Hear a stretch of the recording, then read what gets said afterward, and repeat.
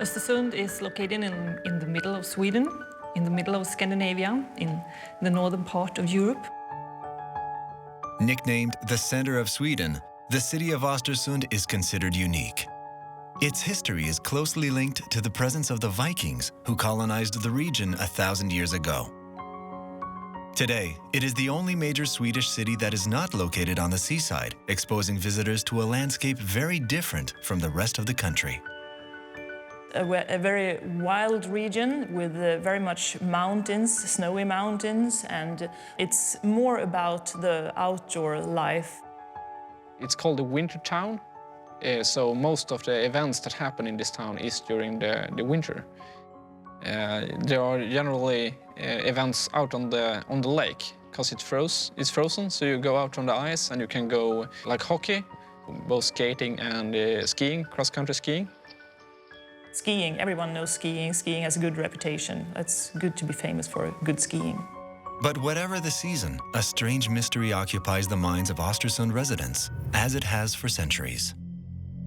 A mystery as impenetrable as the murky waters that house it. Östersund is a town located by a lake called Storsjön. It's a huge lake, the 5th largest in Sweden, but it has more water than some of the other bigger ones because of the depth of the lake.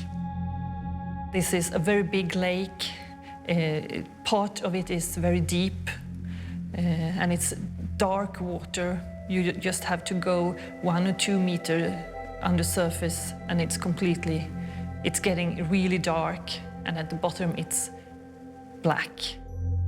This body of water came into existence at the end of the last ice age, over 9,000 years ago. It extends over 464 square kilometers, or 180 square miles, and reaches depths of up to 74 meters, or 242 feet. The mysterious sightings in the lake have led some to speculate that such a body of water could provide a suitable habitat for a giant animal species. This ancient mystery has given the place a special character. Popular legends from past centuries and eyewitness accounts of recent years suggest that a creature unknown to science inhabits Storsjön Lake. It is even believed that if its existence could be proved, mankind's understanding of science would forever be transformed. It's a huge animal. It's not something that is normal, that would exist in the lake, in any lake. This is huge. Oh, there! The testimonies and sightings of strange activity on the lake are so numerous that very few dare rule out the possibility that something unknown is living in Storsjön Lake. But everyone has their own theory about the beast's shape. I would describe the Great Lake monster as somewhat snake-like. It seems to be a long animal that just goes up and down in the water. Like this. It moves very, very fast. It's about more than 10 meters, and it's black, gray, shifting. Humps. And probably it has a head that looks like a dog or maybe a horse. Almost like something between a snake and a dragon.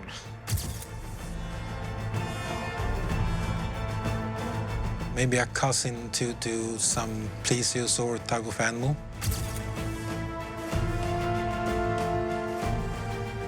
From the dinosaur times, with a long neck and a small head and a big body.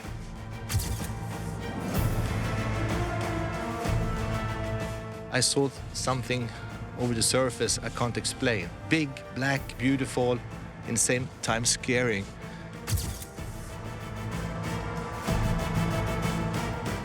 So, of course, it is something, but what it is, we don't know actually.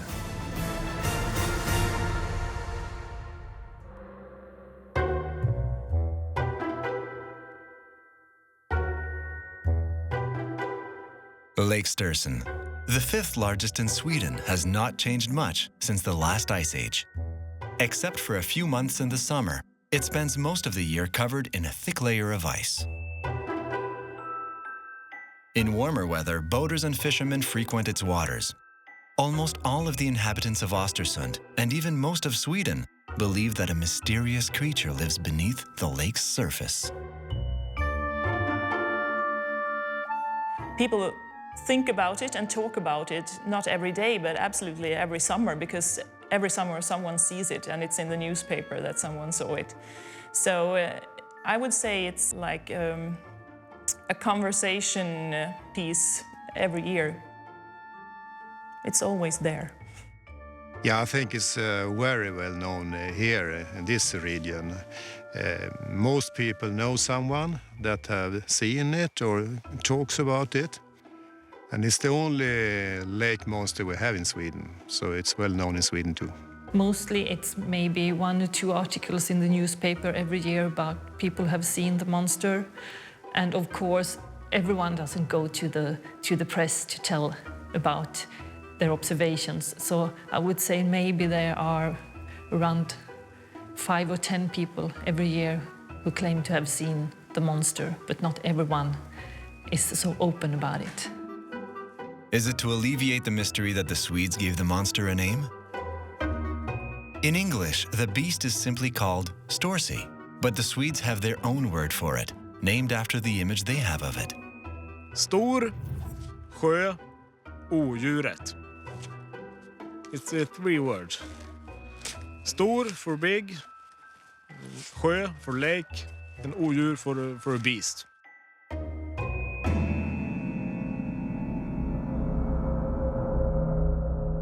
My name is Göte Norlander.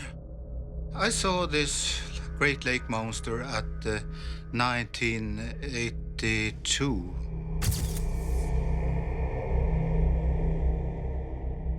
Ja, jag behövde ett specialverktyg för jag höll på och mekade hemma då och for ner till min verkstad och där träffade jag min hyresvärd som äger huset som jag hyrde lokalen i. Vi pratade och tittade lite grann efter stranden då, lite längre ifrån oss. 75-80 meter ifrån oss så ser vi plötsligt någonting som ligger flytande vid stranden, strax intill stranden. Och det var som en timmerstock som var lite räfflad, om vi säger så. Lite knulig, som vi säger i Sverige. Lite ojämn. Nåväl, det gick en liten stund så tittade vi lite längre utåt och då kommer plötsligt upp en båge ur vattnet. Den här bågen var 4-5 meter lång. Det var 60-70 centimeter hög och den var mörkgrå, nästan mot svart med guldbruna stick i då. Guldbruna punkter. Och då är den här bågen i vattnet då. Nu vart vi väldigt upphetsade, både Viktor och jag, så att, men vad var det där? Så då sa jag till Viktor att, men nu du minsann Viktor, nu såg vi allt Storsjöodjuret. Nej, det här pratar vi inte så mycket om, säger han då.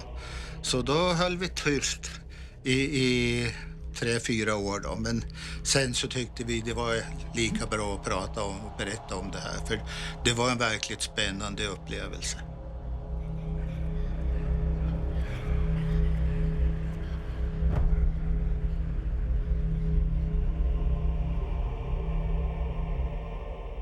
I saw Storsjöodjuret, the Great Lake Monster, in 1977, on August the 10th. I was 16 years old and I was on my way home on my bicycle. And I was looking down because I wanted to see if there was coming a car. So I was doing like this and there was no car, but just for a split 2 seconds, I managed to see something huge rise in the water down there. It was black and it came up like this, and the size of a Volkswagen, and black in the water. So I thought, what was that? But to the left of me, I had 3 gentlemen aged 40 to 50, and they were very upset, and they were talking loudly and pointing and like this. And I realized then, well, I've probably seen what they call Storsjöodjuret. I just had a glimpse of it, but as any kid would have done, I went down to the lake again, and then I had the second sighting. 40 minutes later, Michael was walking along the shore when he saw the creature up close. It was less than 10 meters or 33 feet from him. His memories are still very vivid, even 35 years later. I could see it was like 2 to 3 meters long, above the surface like this much. And it swam not like this or like this, but straight forward, like a boat turned upside down, which is a very common description of this animal that many people have seen, that you find again and again in articles. The skin of the animal was dark, or sort of black, I think, and it reminds me, or reminded me of whale skin, sort of. It had no hair or anything like that. And the speed of it was, you know, if you jog like this, that was the speed, so I walked in a similar pace and for some distance, and I got this idea, and I'm not proud of it, but I'm not going to lie about it. I thought I wanted to see more than this. I wanted to see the head. So I picked up a small rock like this, and I figured that if I hit it on the back, it might look up. That was the thinking of a 16-year-old. And I threw the stone.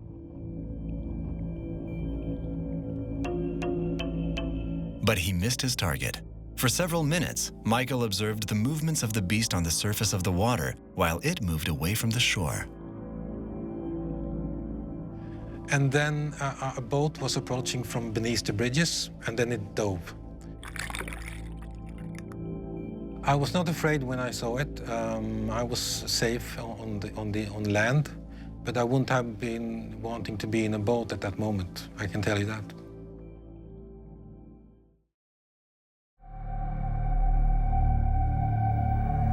Most accounts of strange phenomena on Lake Storsjon are reported by residents on the shore.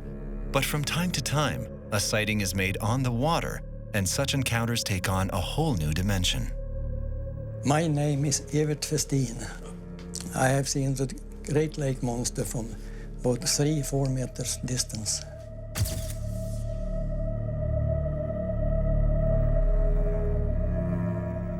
En sen kväll i juli 1994 var jag och min fru ute och uttrade. På den som är sträckt så går det på en fisk, och jag börjar på att dra in den.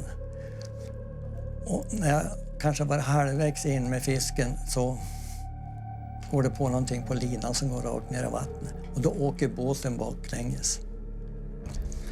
Och det som drog båten då var alltså starkare än motorn. Och då släppte jag den första linan och koncentrerade mig på den här där det var någonting stort som var på. Och jag hade en känsla av att jag halade mig efter linan, inte att jag drog in. Sen i nästa stund, det som kommer upp är större, längre än båten. Och båten är 4,30 meter lång. Och det första intrycket var att det var en lång ko som låg i vattnet, men jag såg aldrig något huvud på den. Och det var mörkt på ena sidan och det var ljus på den andra. Och på den ljusa sidan då så ser jag 2 liksom spröt som rör sig sakta mot varandra. De är ungefär 1 meter långa. Och det var som en andningsrörelse. Och då är det här djuret bara någon meter bakom propellern. Och vi var i chock, och jag trodde aldrig vi skulle överleva om det kom närmare. Jag trodde vi skulle kantra. Och jag vet inte hur länge vi satt där i båten, men det som hände det var att det ryckte till i linan. Och lekanet uppe vid huvudlinan gick sönder. Och så det som var på kroken åkte iväg med wobblen och lina. Och vi såg hur det bubblade på vattnet när det sjönk ner. Vi var i en chock. And I don't know how long time we waited sitting there. Not wanting to damage his career, Evert waited until after his retirement before publicly disclosing his experience. If his story is to be believed, he and his wife are the witnesses who have come closest to the creature. That was also the last time Evert's wife ever ventured onto the lake.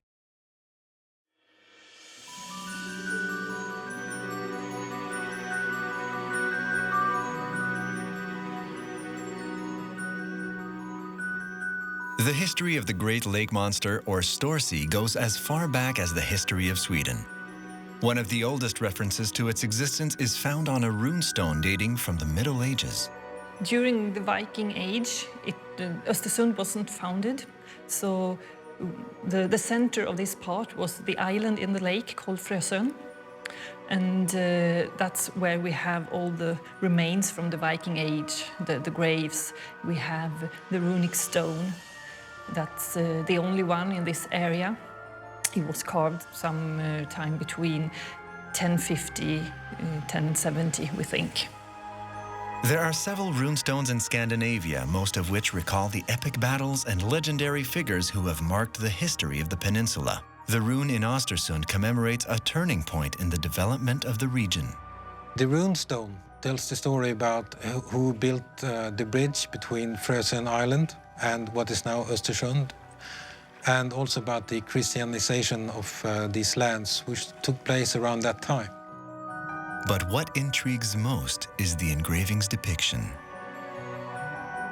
The picture of the dragon itself as the only dragon depicted on a runestone in Scandinavia could mean something, we don't know. Could be related to some ancient Viking folklore or something like that, which is very interesting. And if it is often true that a picture is worth 1,000 words, in this case it seems to be worth 1,000 questions. In the 17th century, the first mention of a sea monster in Lake Storsjon appears in religious annals. From there, the beast enters local folklore. A vicar in the 1650s, I think, was the first person to write something about it. Without knowing it, the vicar gave birth to a legend that has inspired fear in local residents for centuries. And it was two trolls who was cooking near the sea. And suddenly it was a big bang. And a cat was jumping up from the cooking and just jumped down to the Great Lake. Then we know that people talk about this for more than 400 years ago. 250 years later, the beast bursts forth from the world of fairy tales and legends to make a surprise appearance on the surface of the lake, in front of one of the region's most powerful political figures, no less. In 1894, our Member of Parliament, Jöns Bromé, claimed he had seen the monster along with some of his friends. And they decided to pursue it. So they took some guns and some boats trying to catch the animal, but it was going too fast and it just disappeared down to the depths. And he actually told the press that he had seen the animal. And after that, we can see the rising of the observations of the animal, because of course, if a person with that high ranking in the society says he has seen the Great Lake Monster, it must exist. That is probably the one time that had a real window open when people were fearless. They talked about it. And we have hundreds and hundreds of witness reports in the archives.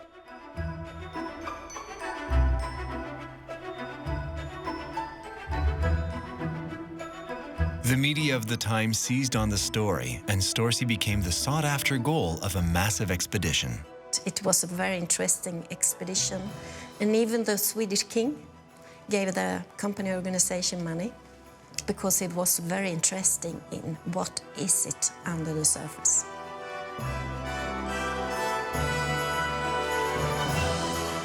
Prepared for whatever might come their way, the hunters left with a veritable arsenal of impressive instruments, all of which are now on display at the Jämtli Museum in Ostersund. In front of you, you have the trap that we used to trying to catch the monster in 1894. We put a pig in it and put it by the lake in hopes to get the monster into it.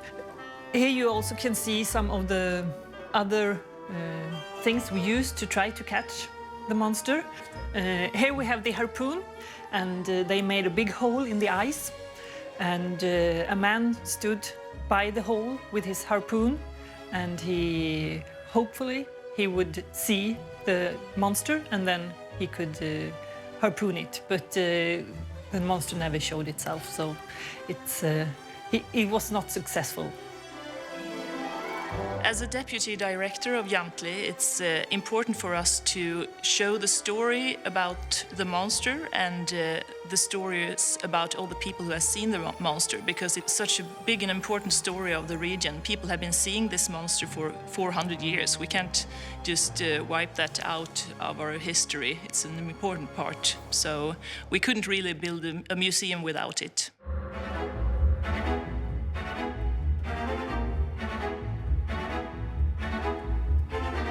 The Jamtli Museum in Ostersund documents the history of Storsjö and its numerous alleged appearances around the lake since the 1800s.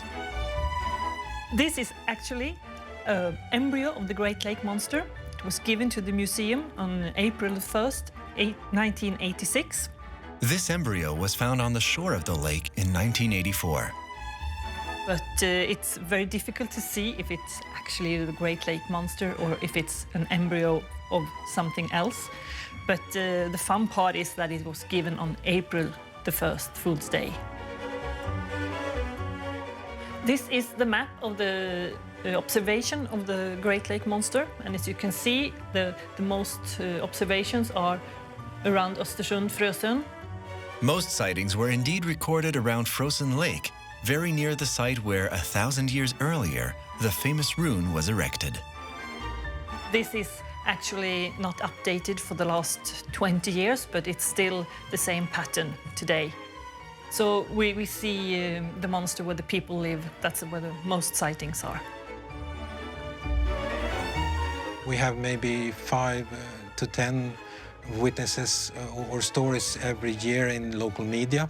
And if you think that maybe 1 out of every 10 that see something tell the press, well, then we're talking about thousands of witnesses.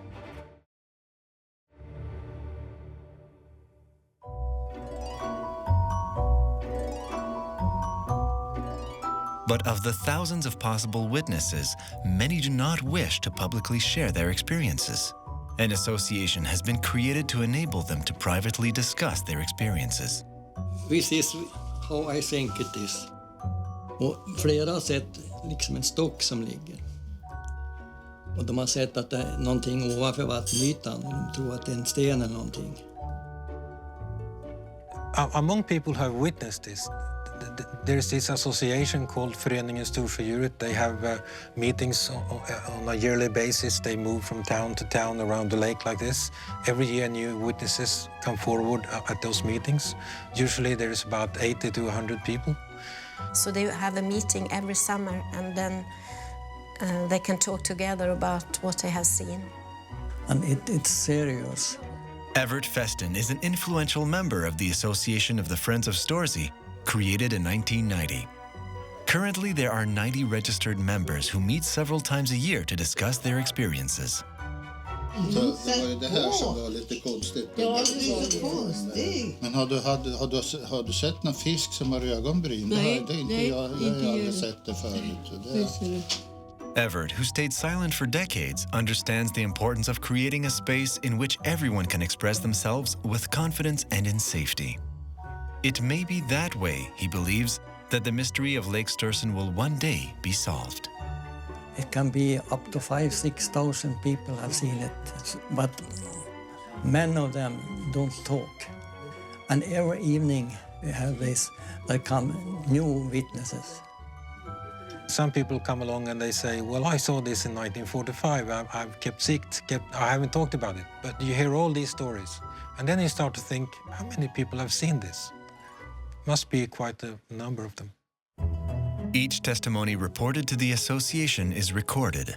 They note all the details and circumstances of the sightings, and the data is then examined, compared and measured. Och jag har rapporter då på att det var en som såg 3 stycken som simmar bredvid varandra.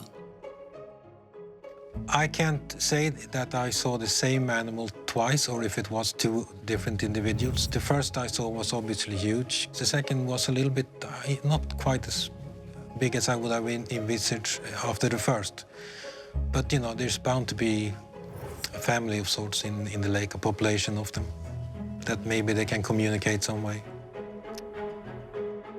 Everybody say the Great Lake Monster or Storsjöodjuret. I would rather say Storsjöodjuren, the Great Lake Monsters, because I don't think that there is just one animal monster or whatever it is. It has to be more of them, because we can go back 1,000 years from now, and I don't think that the monster or whatever it could be that old. It's very interesting that when the Ice Age came to a halt, new lakes were created that was connected to the sea. And I believe that whatever this is, it has to be a family of something that once existed in the sea that now lives in this lake. Something that we thought was perhaps extinct. Could be some type of relative to maybe plesiosaurs or something. I don't know, but a lot of people have seen the long neck, and what I saw, how could that swim like that if it didn't have fins and maybe some sort of a tail helping it to move along?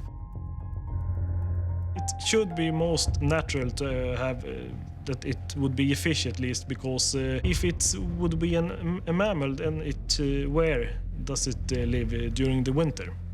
I mean, where to get some air and breathe? So that's why I think it should be a fish. Some divers have seen some big heels. It could be the both. Big fishes, and it could be something that we have not find out what it is at the moment. Alla de här då som är en vacker dag så är det någon som får en riktig närbild.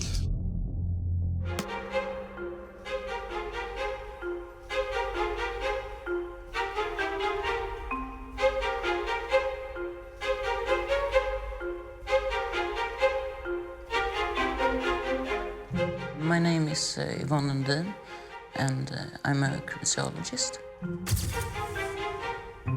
Cryptozoology is about animals that are not proven existing. Crypto stands for hidden, and zoology is, well, animal kingdom. I don't consider myself as a believer. Because it's non-scientific to be believing in things. It's better to keep an open mind. And I have a quite open mind about there being something in the lake. I just don't know what. Yvonne's approach to the Storsjö mystery must be considered rational and evidence-based, a fact that surprises mainstream scientists who view Yvonne's discipline of cryptozoology with skepticism. In the scientific society, there is a very anti-cryptozoology feeling. It falls under almost the same thing as alien sightings or ghosts. And they find this area being a lost cause. If the Storsjö riddle is considered by scientists to be a lost cause, it's probably because for every person who believes in the monster, there are others who are skeptical and sometimes go as far as to openly discredit arguments for the monster's existence. Both skeptics and professional skeptics, scientists, use the same explanation for every sea monster sighting ever, everywhere on the planet. Great catfish, big log, weather phenomena, birds, swimming elks, but I'm not sure that's very common in other parts of the world. There are people who don't believe in this, and they don't go to our meetings and listen. And they say it's impossible, and they think we are crazy. They usually don't call people liars to their face, but behind their back, certainly. Oh, he wants to be in the paper. He said he saw a monster. It's very sad, really. It angers me that people that have seen this are treated like this. It's like bullies in a schoolyard sort of situation. Mr. Festin's sighting is one of the really good ones, and he's working so hard, and he you know, people like that, you shouldn't belittle them. I think that's disgraceful. But someday, you know, people like him and others that work with this will be vindicated, and, you know, I hope it happens within a few years. I really don't know why people believe or don't believe, but I think that the people who believe in the monster, the Great Lake monster, they have actually seen something that they can't explain in any other way than that it must be an animal. You can see it in other countries as well. The Great Lake monster has cousins in Scotland, in Norway, in the US, and all over the world. So it's not only in Ostersund that we see this kind of animal, so it has to be something that the human being is seeing and trying to explain all over the world. We discover new animals almost every year, new sharks, new seals. And maybe we have something extraordinary here that one day will just be a complete sensation. And then we will have the scientists coming here. And I'll say, told you so.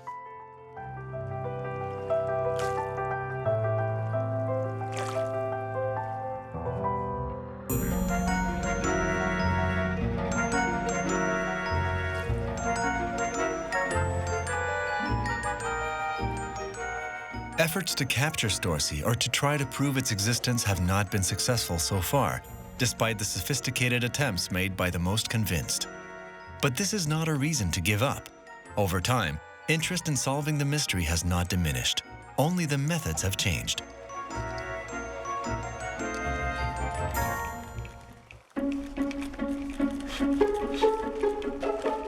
Today we're going to dive for the Storsjö in the Great Lake, and we will be going down to about maximum of 18 meters.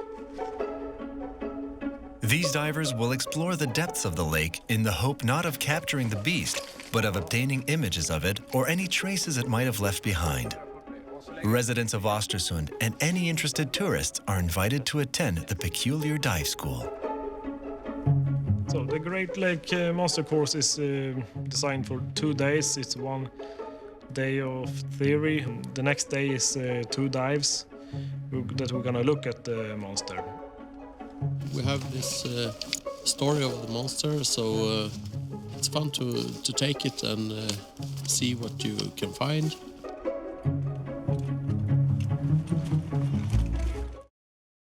To help maximize the chances of success on these expeditions, the dives are done only under the most favorable weather conditions and are mostly carried out between the island of Frösön and Östersund's shore.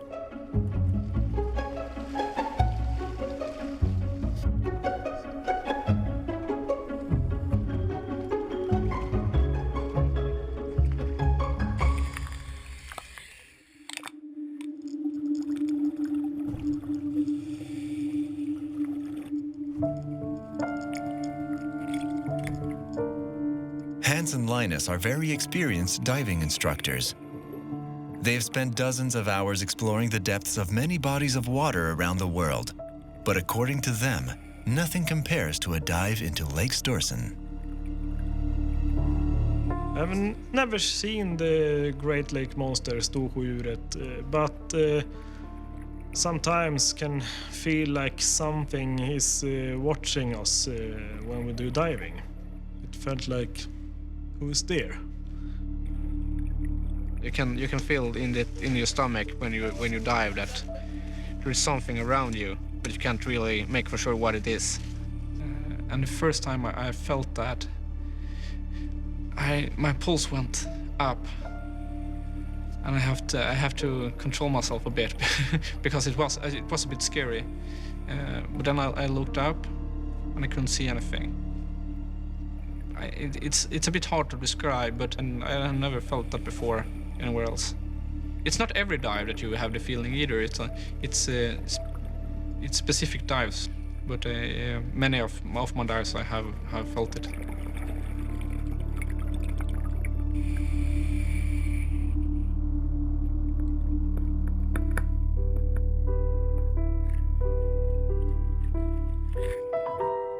It was not a good Great Lake Monster Day today.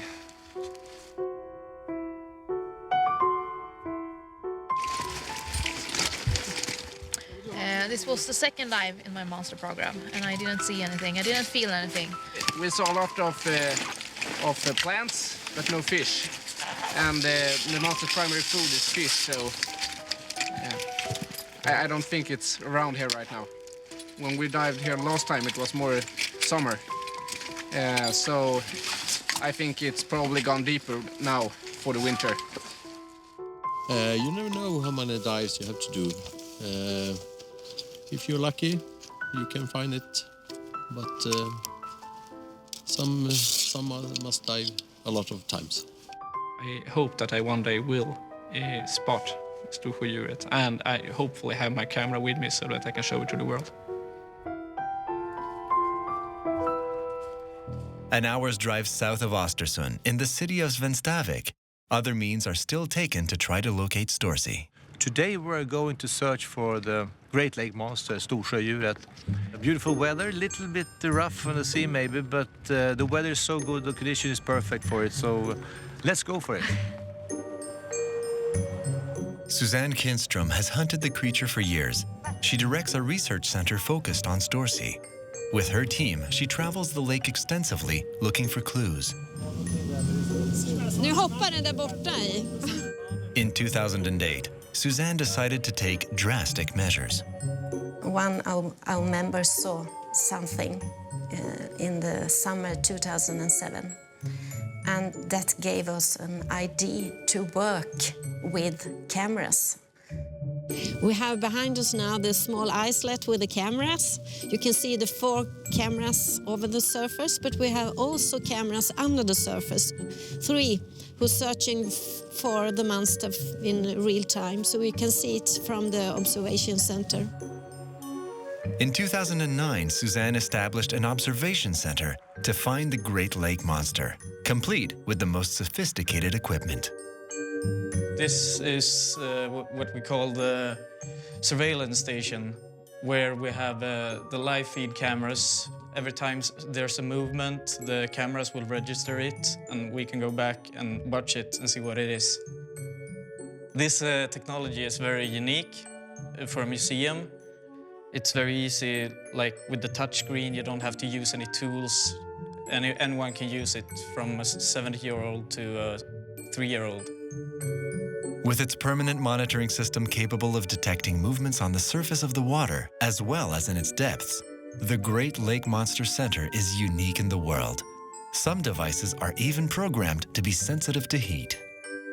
This is the only center in Sweden as a sort of a museum combined with high technology. That's why we want to have people to come here and be a searcher.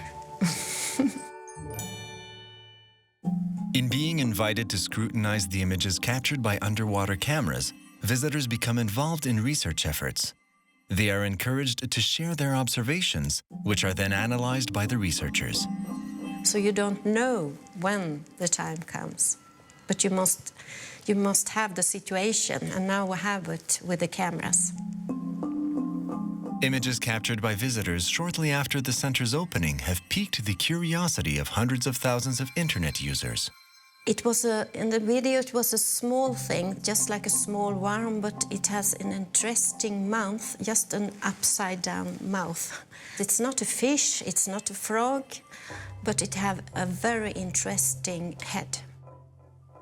When people around the world saw it, it was a big bang for us. And then on 3 days, 500,000 people was just coming in the website. Then we understand that people all around the world are very interested in unknown things. And someday, because of the new technology, we'll know. But for the moment, it's very difficult, and it's a big lake. The people that are currently doing it are doing it on sort of one location, hoping to find it over there, I guess. But science has a long way to go yet. We need the new technologies here to really find out about this.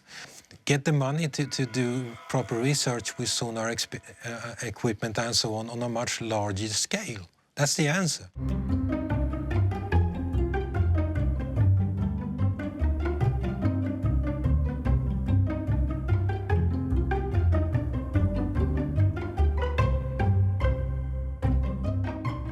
When you come to Ostersund, you will notice the animal on quite a few places. And it's obvious that the municipality of Ostersund, they really want to make it the symbol of the city. Up to now, observing Storsjö in its natural habitat has been an unrealized dream. But it's impossible to miss him on the streets of Ostersund. I don't think tourists are attracted to coming here, especially for the monster, but it gives the area a special value, special characteristics that are positive for the region.